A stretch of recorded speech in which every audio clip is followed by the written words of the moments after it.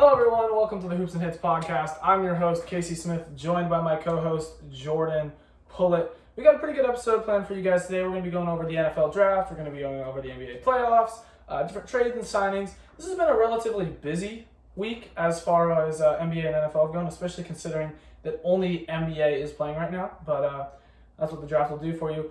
But before any of that, Jordan, how are you doing today?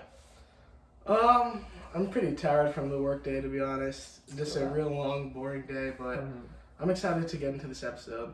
Yeah, what was your shift?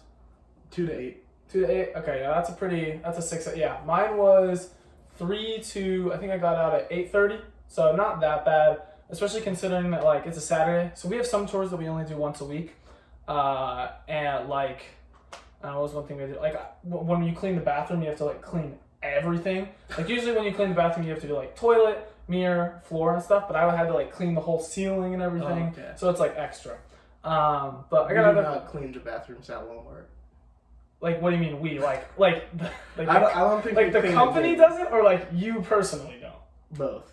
Oh, I think we clean them like whenever the cleaners show up and they have nothing else to do, they clean the bathrooms. Okay, that's fair. Yeah, that's a me job, so that kind of sucks. But you know, it was whatever. It was a good shift. It was like, so I have like my boss, and then there's like a couple other leads. And it wasn't my boss with me. It was like my most chill lead. Like, I like my boss, and I like pretty much all my leads, especially when you compare it to Target. But it was my most, like, he's like he won't let you do dumb stuff. But Was he the one who didn't know your name?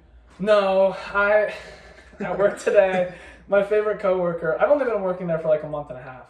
But he didn't know my name. That's ridiculous. I was walking past him, and he was like, I like did dishes for him or something. And he was like, "Oh, thanks, Caleb." And I went, Caleb. I was like, I didn't know we had a Caleb here. And I was like, "Oh, he's talking to me." I was like, "No way, you just called me Caleb." And then we had to play Hangman for him to guess my name.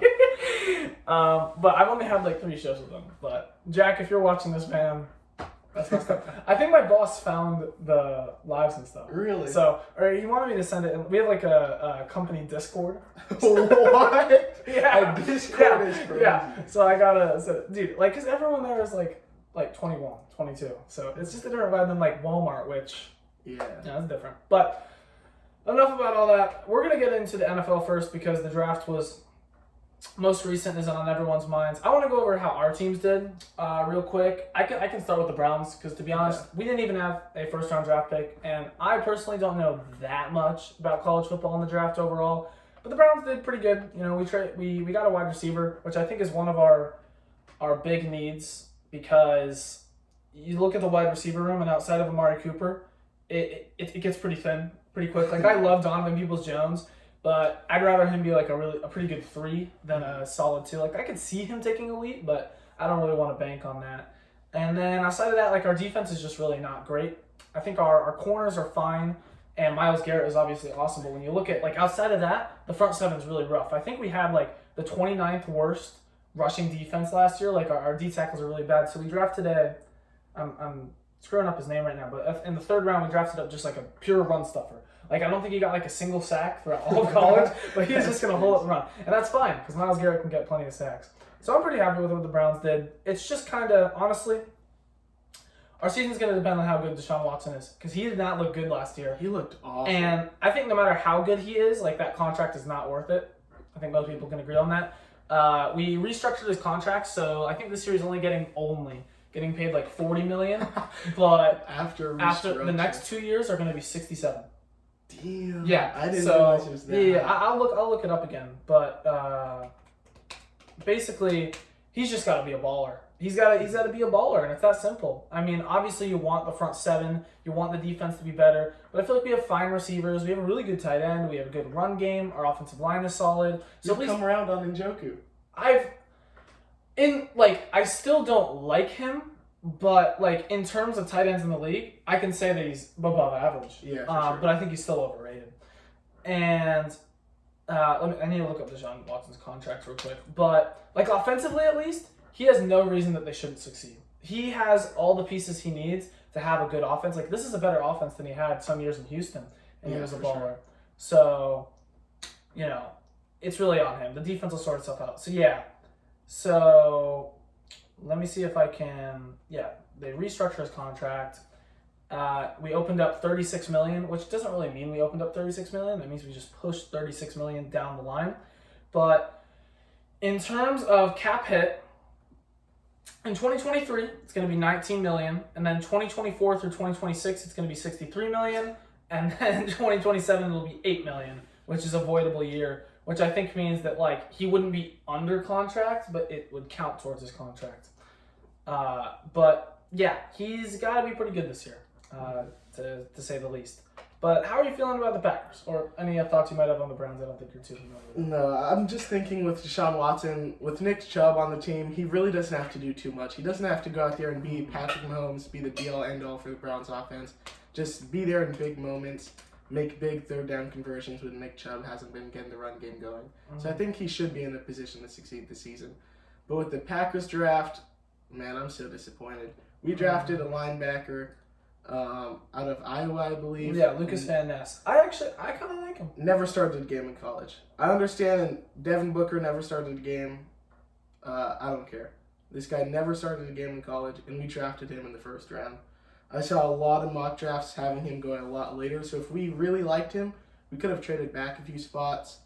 The next round, second round pick, we got from the Jets trade as well. Luke Musgrave, tight end. We took a tight end, which, I mean, sure, if you like the tight end, I'm fine with it. But they showed they didn't have too much confidence by drafting another tight end the next round. That really, drafting tight ends in back-to-back second, third round, I don't think that's happened in recent NFL history. I don't know why you would do that. But I guess they're just trying to get Jordan Love as many weapons as possible. I believe we took a running back in the later rounds on day 3. And we took a decent receiver, I believe, as well. So here, I'll just read like your main picks. So obviously, round 1, pick 13 was Lucas Van Ness. I heard a lot of noise around him, but honestly, I'm not too familiar with him. Then round 2 was Luke Musgrave out of Oregon State, which is the thing about tight ends as well. I actually think it's probably good for the Packers to pick a tight end because tight ends take a lot of time to develop. They do. Like, it's probably one of the positions, like, positions vary on how quickly they can be impactful. Like a running back, like, they're already in their prime, pretty much, by the time you draft them. With tight ends, it takes like 4 or 5 years for them to like actually be good. That's why like a guy like Kyle Pitts, like I'm not too worried. Like, let him take his time. Most NFL positions are like 2 years maybe. And then in round 2, and the Packers, I kind of got on side there, but the Packers, like you guys aren't expected to win anytime soon. So you want to like build it up for Jordan Love. And then in round 2, you guys took Jaden Reed, Michigan State. I think picking a wide receiver is smart in like the second round, but not the first, because I think this wide receiver class isn't great. And at pick 13, I didn't really like the selections you have. Like in any other draft class, I don't think there would be a guy you would want to pick there. So while I think you should pick a wide receiver, you shouldn't spend a first round pick. I like that. In terms of how good he'll actually be, though, I don't know. I have no clue. I like the idea of JSN next to Christian Watson, though. I thought that could have been a good little connection for Jordan Love, because our wide R2 right now, I don't even know who it's going to end up being this season. It could be Romeo Doubs. It's going to be rough. Yeah. And with the tight end picks, as much as I hate it, it's better than Mercedes Lewis. It's better than, I mean, Robert Tonyan, he blocks well and all, but for like exciting football that I want to see as a fan, now that we're not going to be winning games, I want to see at least some fun and excitement in it. I guess that could help us out.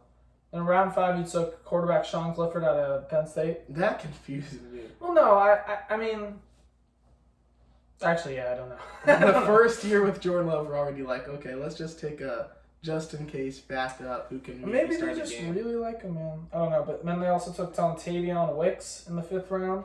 Wide receiver, I don't think you took a kicker in the 6th round. Yeah, that was... I mean... the Auburn kicker, I actually think he's pretty good, so that's not bad. And then you took a running back in the 7th round, Lou Nichols out of Central Michigan. Yeah. Which, how is the running back situation look? Damn, you guys had a lot of 7th round picks. Yeah, we had 4 7th round picks this season. 4 7th round picks and 2 6. That's crazy. Anyways, how is the running back situation looking like in Green Bay? We got Aaron Jones under a big contract, I believe. Like, not a huge contract, but for Aaron Jones' production and for... Considering we have A.J. Dillon coming up, it's a pretty big contract for him. I remember he signed a really big extension, and that's part of the reason why we couldn't keep Devontae. And then A.J. Dillon, he's going to be there for a pretty long time, I believe. But I mean, I guess it's just a depth chart move, just to Yeah. get some more depth in case one of them goes down. Yeah, right now your wide receiver, it says Christian Watson, Romeo Doubs, Jaden Reed, Dontavion Wicks, Samari Toure. So if you didn't pick Jaden Reed and Dontavion Wicks, your wide receivers would have been Samari Toure, Jeff Cotton, and Grant DuBois. Yeah. We need a veteran, like, not even There's to no be, veterans in not the even room. to be like a super impactful player. Can there be one veteran like I can't even think of a guy, but like a Randall Cobb prototype? He's not gonna do a lot, but he can play. I could have We seen know you he guys can taking play. like Adam Thielen if you could have Yeah. gotten him on a good contract, because that would have made sense to give. Because the thing is a lot of these guys are developing, and you kind of want, like, who is Jordan Love's guy? I think it's got to be Aaron Jones. Because both the tight ends, Luke Musgrave and Tucker Kraft, are both rookies. And then you look at the wide R 1 and 2 are sophomores. And then all the other receivers, 3 and 4, are rookies. So very young offense here. And the line they didn't pick anyone on the line, so the line's a little more experienced, which is nice. But interesting Packers team. It'll be interesting. What do you, like, early on, I mean, we're pretty far out from the season. If you had to guess, what would you give me your win range? Like, within, like, 3 wins. I guess we'd be right around 500. I guess like 7, 8, 9 wins. Because the NFC North, you got the Vikings, who... I'm not saying we're going to be Yeah. better than them, but I don't No, I think we're know. going to lose both games to them as a division rival.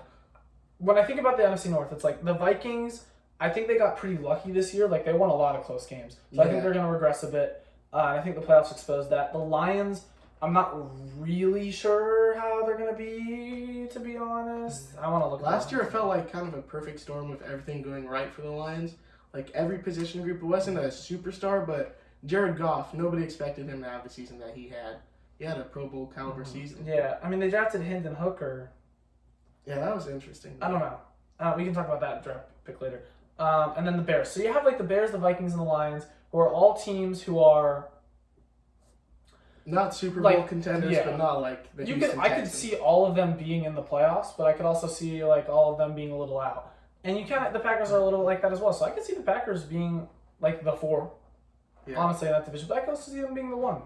It'd be a little tough to see, but it's possible. It's I not think really this interesting division this year might be like, well, outside of the NFC South, like 9 games could win the division. division. NFC South, I think this season it's going to be 8 games to take that division again. But I think the NFC North has some exciting players in it, but not as a collective team. I don't think any team is super great. So we need to have an episode about like playoff or seeding predictions later in the year once more stuff's settled. But I think the Panthers are taking this division easily. I don't think it's close. I think the Yeah. Panthers are way better. And I want to talk about, we'll just segue into some of the picks. Now we're going to be talking about draft picks in general. Bryce Young. I think Bryce Young is actually a pretty good pick for this Panthers team. And I think this Panthers team is a little bit underrated. When you look at how a team is built, you want to have, like, certain things. You know, when you look at a championship team, you got to have a good quarterback, you got to have a good coach, you got to have a really good, at least, like, tackle and a good line, a good edge, and you want to have, like, a lockdown corner, right? So I think they have the lockdown corner in J.C. Horn. Hopefully they have the coach and the quarterback who they just got. They have a really good line. Like, they have one of the best offensive lines in the league. Yeah, they Outside of, had like, the those 2 Eagles. running backs last year looking crazy. Like, and I mean, I respect, what is it, Deonta Foreman and Sheva Hubbard. yeah, like, I respect those guys, but those are kind of like one-trick ponies. Like, Foreman is just, like, he's strong. Like, he's a mini Derrick Henry. And then Hubbard is just fast. Like, if they combine, they'd be the greatest running back of all time, but, they don't. So,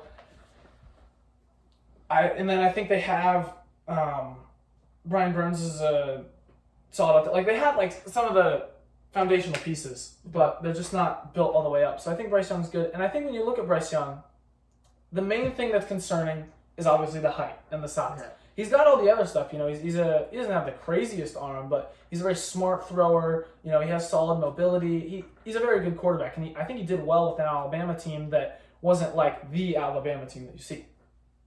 But the real reason that people are worried about height is there's 2 reasons. Number one, which I'm not actually that worried about, is throwing over the middle. And as a guy who played quarterback once, I always remember thinking, like, why is it so crazy, like, that, like, quarterbacks can just, like, they're far enough back, you can see over the middle. No, if you are shorter than your line, it is literally like closing your eyes. Like it is very difficult. But and you see that with guys like Kyler and Russ. They have trouble throwing over the middle. They have to roll out. They have to drop really far back, or they have to throw to the outsides and deep. But Bryce Young's a pretty good thrower over the middle. I mean, if you look at the advanced analytics, he's not bad. So I'm not worried about that. But what I am worried about is the injuries. Not only is he a short guy, he's pretty skinny. I mean, I think he's really frail. I think he's the skinniest guy in the league. When you look at those other quarterbacks who are short too, like who have been successful, Russell Wilson, Drew Brees, Kyler. A, they get a lot of injuries, and B, they're also all bigger than him. They're all buff. Like a Lamar. Lamar's not super tall, but he's pretty big. That is terrible. A car alarm is going off. Is that my car? Is that your car? Go check. I'll keep talking now. Anyways, but you're worried about injuries. Let's see. Pull that one down. Oh, Jordy. This is a great listening experience.